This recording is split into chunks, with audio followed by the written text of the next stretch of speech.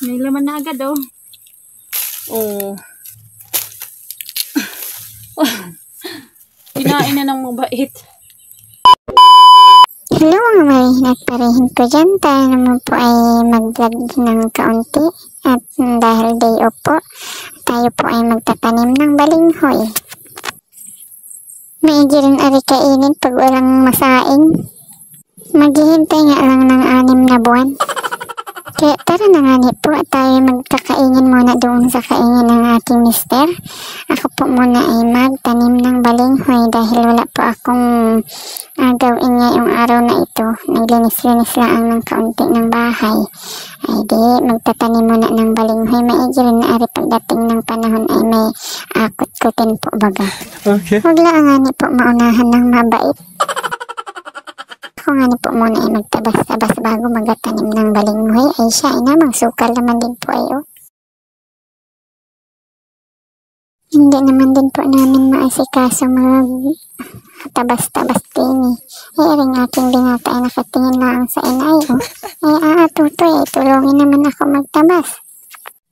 Ako nga po ay inagalulo ko na naman ng mga anak ko. Akala ko yung cellphone ko ay naiwan na naman doon sa pinaglagyan ko ay inamang limot ko man din.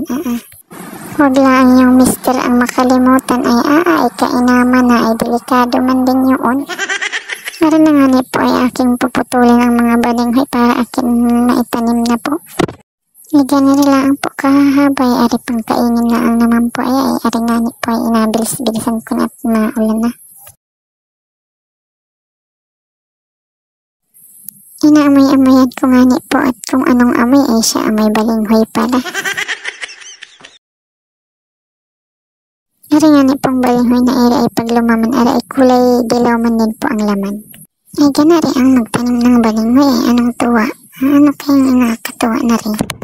Anong dami waring lumaman ang balinghoy ko at anong tuwa nung nagatanim. Kainamangalay man din pagkatapos magtabas at magtanim ng balinghoy ay inabot pa man din po ng ulan.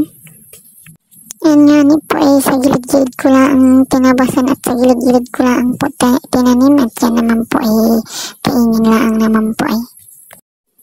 Ayan na nga po at tinali-dali ko na at malapit na nga po ang ulan.